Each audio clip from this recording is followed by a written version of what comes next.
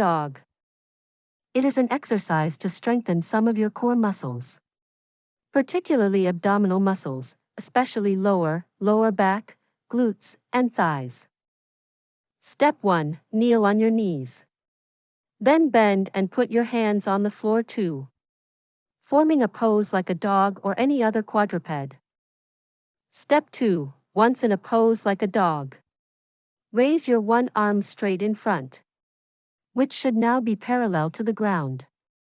Similarly, raise or extend your opposite leg to ensure it is straight, extended, and parallel to the floor. Again, make sure to keep the back straight.